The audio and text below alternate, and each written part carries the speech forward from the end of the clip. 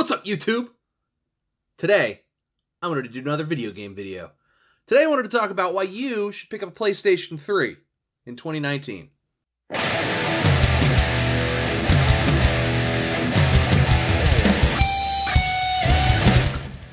So, PlayStation 3. I've only got the controller here, it's in the other room. But, PlayStation 3. They lost the last generation's console war. The Xbox 360 was the better console. The games ran better. Their exclusives, you know, were mostly held in higher regard. And overall, the Xbox 360 was just a smoother, easier system to play with. Minus that whole red ring of death issue. The PlayStation 3 took kind of a long time for games to install. Long time for things to update. There was a lot of waiting with the PlayStation 3, where you didn't have all that waiting with the Xbox 360. So, if you're like me, through the last generation, you pretty much had an Xbox 360. So I had a PS3 for a little while too, right as the PS4 came out, but I got rid of that, and we didn't really use that too much because I had the ultra slim model that had the very small hard drive. Don't get that one. So PlayStation 3 to me was sort of an unexplored system because I spent most of the last generation of gaming playing an Xbox 360 because I didn't have kids for the most part, and I wanted to play Gears of War and all of that stuff. Now, I still have my Xbox 360, and the Xbox 360 is still a very fun console, and it's set up upstairs and what have you.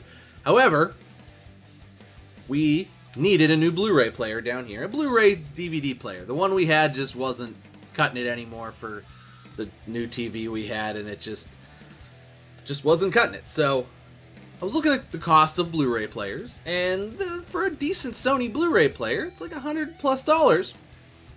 And it was, you know, you could get some streaming stuff on it, but it's not a PlayStation 3. It was basically $100+ for half of what a PlayStation 3 could be. So I'm like, well, let me look on Craigslist. What could a PlayStation 3 cost? And this is the first reason why, well, besides it being a Blu-ray player, instead, where the Xbox 360 is not a Blu-ray player, PlayStation 3 is still a Blu-ray player, and it's a very good one, is it's cheap.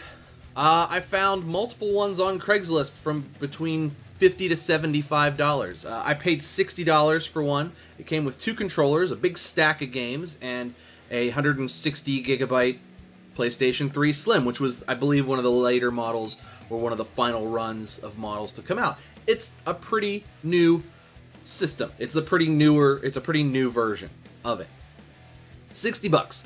And there's probably 4 more on the Pittsburgh Craigslist right now, between $50 and $60, with different amounts of controllers and games and what have you.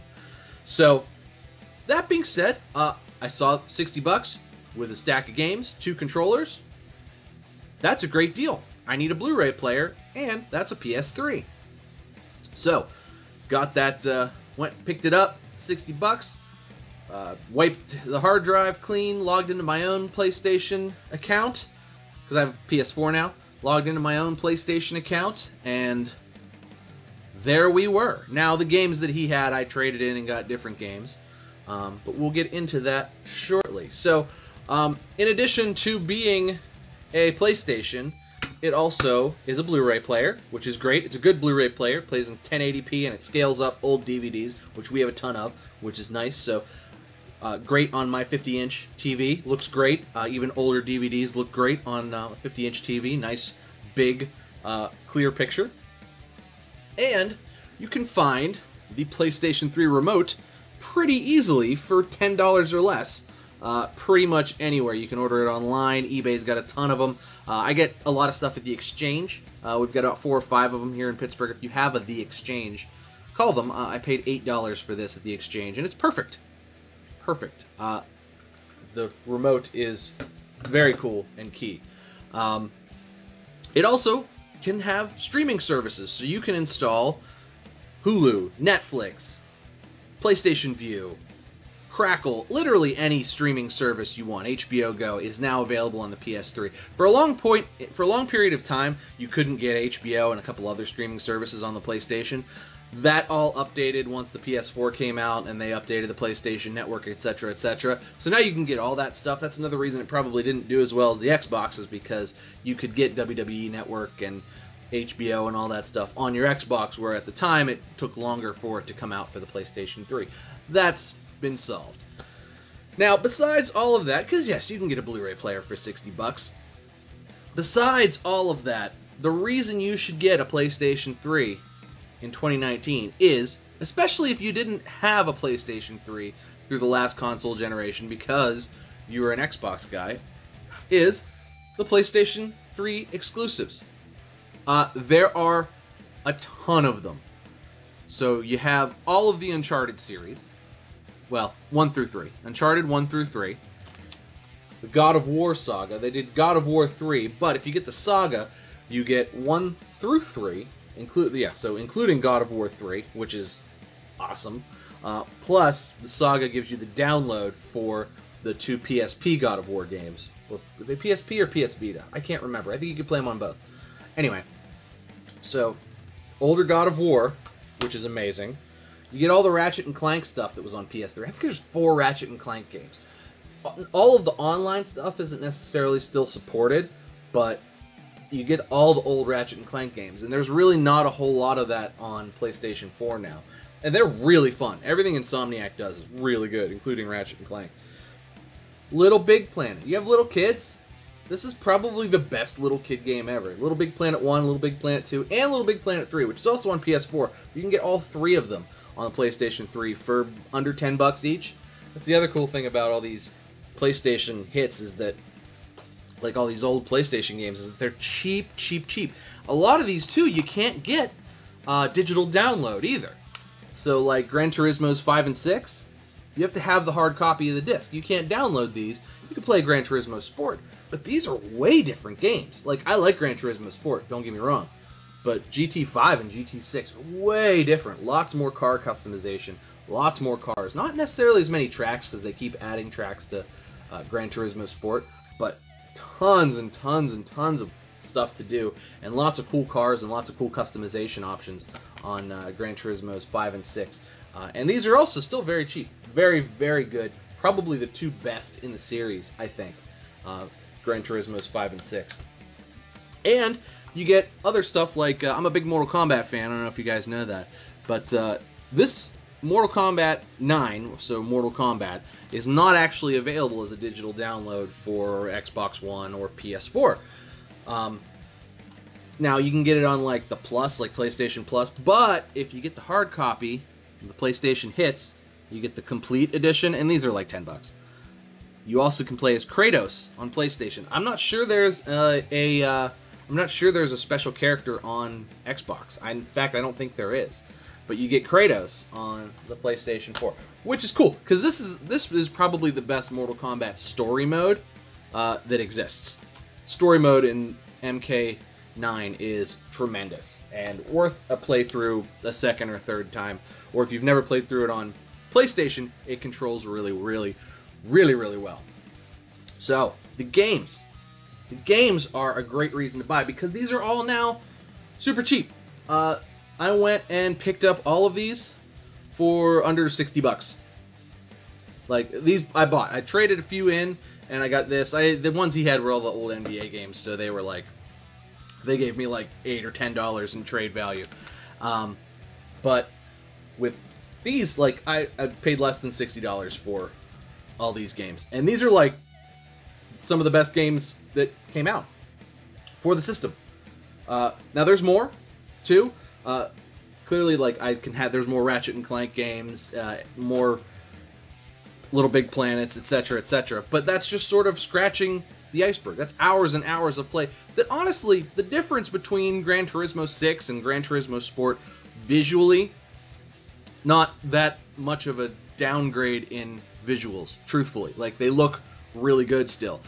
Same thing with Mortal Kombat 9 doesn't look as good as Mortal Kombat 11, but between Mortal Kombat 9 and Mortal Kombat XL, it looks pretty much the same. It looks just about the same as Injustice did, or like the first Injustice, Gods Among Us.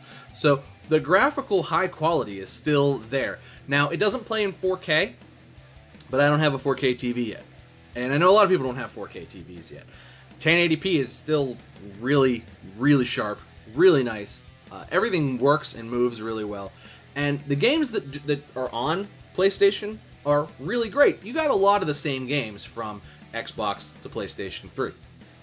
If you didn't keep your Xbox when you upgraded your system, you can still go back and revisit all of those sort of titles that came out for both systems as well. Other great reasons to own a PS3 in 2019 is, besides it being a great Blu-ray player with a great remote that you can get, and etc., you can also download movies to your place. You can buy them on the PlayStation Store and download them and store digitally downloaded movies as well. That's not really something you can do on other Blu-ray players because they don't have 100+ gigabyte hard drives to be able to do that on. Additionally, the accessories now and everything that has to do with a PlayStation 3 is cheap.